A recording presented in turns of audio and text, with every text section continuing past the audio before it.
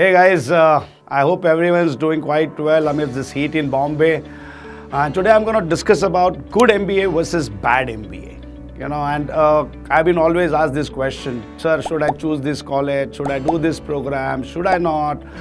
And then you have all these, various portals where they will have a list of all top colleges and the not so good colleges. And then you always be very confused. You know why?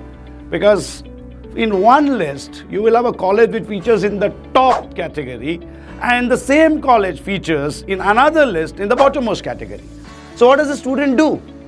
So today what I'm going to do is I'm going to give you a perspective of selecting a right MBA institution and a right MBA program for you.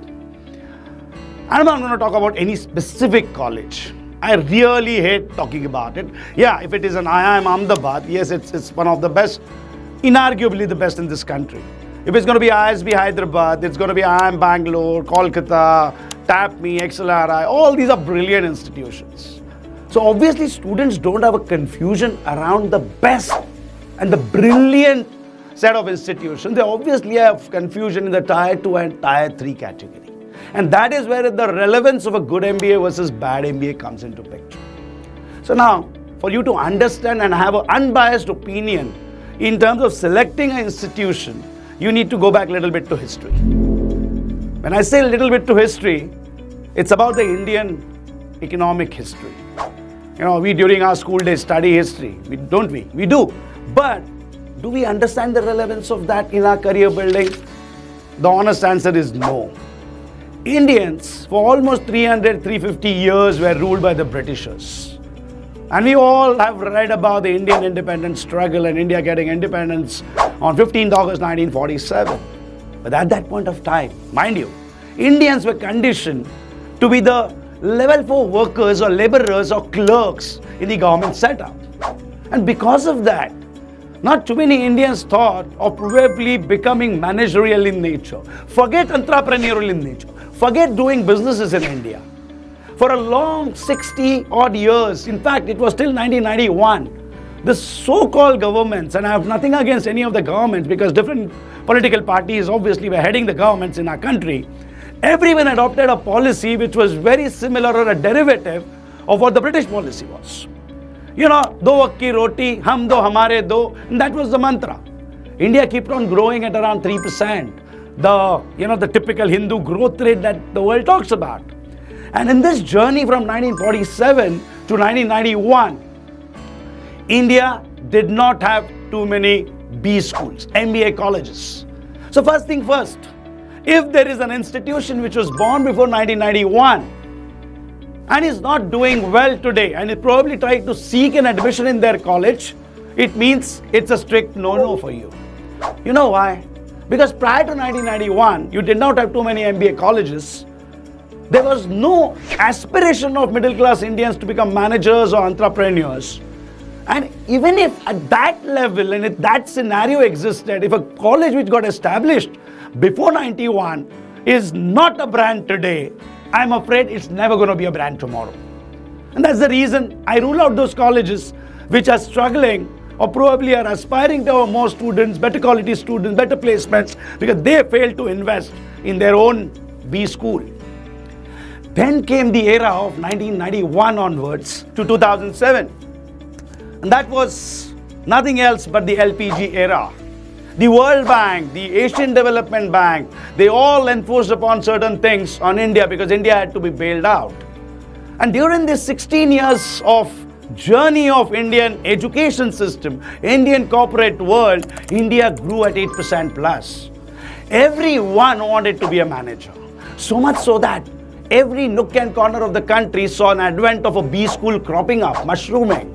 You had a politician here and there, you had a businessman here and there, coming and setting up a B school. The thing was very simple. You set up an MBA college, students are going to definitely join because they already guaranteed a placement because of the Indian growth rate.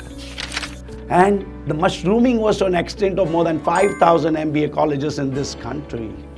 Mind you, America gave it to the world the concept of MBA. It doesn't have even 1,000 colleges, not more than 200-300 of repute. And India, which probably got into the capitalism fold in 1991, in 16 years itself, saw 5,000 MBA colleges being set up. And everyone was getting placed. Even the Kachara School of Management was able to attract a candidate with a donation. I can't name the college and I can't name the volume of donation. Then came the Great American Depression of 2008. Wow, the world came crashing. America was diagnosed with a financial sector issue, the subprime crisis. Now what happened because of that? Because of that, necessarily, after 2008, many MBA institutions suffered. When I say suffered, doodh ka doodh and pani ka pani happened. Because many institutions had forgotten the true essence of management education, the true essence, the value proposition, the vision proposition of an MBA institution.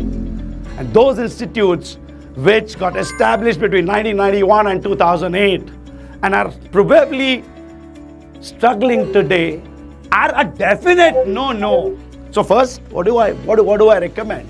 For you to choose a good B school, choose a B school which was born before 2008, not in the limelight, but is not struggling.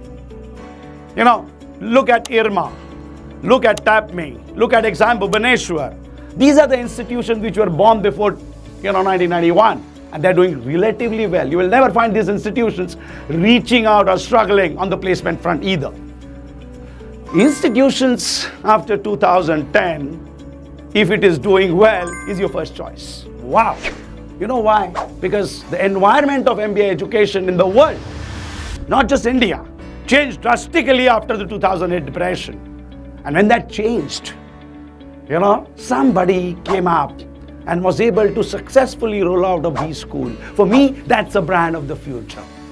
So when I think and when I recommend a student to look at a good B school, the first thing that he has to look at is the age of that institution. Which era was it born and how well or bad it is doing today. That's point number one. Point number two, which is where many students are confused. What program should I choose? You look at the IIMs, you look at SPGen, you look at TAPME, you look at XLRI Jamshedpur. They all historically conferred upon a PGDM. I'm not an ardent follower of PGDM, but history has proven that the PGDM programs do relatively well. Third thing which is very vital. Today is the era where world's talking about skills and only skills. And we all know the outside corporate world is a goddamn jungle. There is only one rule applicable: survival of the strongest and survival of the fittest. Given that criteria, what do you mean by survival of the strongest and survival of the fittest? It's like eligibility criteria and a capability criteria. It's like the necessary condition and the sufficiency condition. Eligibility, necessary. What does it mean? It means that you need to be formally educated. You need to be a bare minimum 12 plus 4, if not 12 plus 5, if not 12 plus 6. You need to be one. That makes you eligible. You cannot run away from the fact that corporate world considers 12 plus 4 as graduation and not 12 plus 3. That makes you eligible, strong enough to compete in the jungle. But mind you, the fitness comes in from a capability criteria. The sufficiency criteria, it comes in from skills. No wonder our Prime Minister is talking about making India the global skill capital of the world. He's talking about Skill India mission. He's talking about Skill India International Councils. Why? Because Atmanirbhar Bharat, if that has to be a real phenomena in this country, it's just not about we becoming independent or dependent. Yes, we become independent on product services, but we make the world dependent on the skills, and that's wherein India needs to be the skills global hub. And that's the advent of skills universities that the world has seen. And I welcome all young budding graduates to explore the world of MBA, where eligibility gives the basic ammunition to fight, and the skills gives you the real ammunition to fight. Thank you so much, ladies and gentlemen. If you have any queries, any doubts, feel free. My name is Nilesh Sarawate. You can Google me. Google seldom lies. Numbers, facts, always reveal the truth.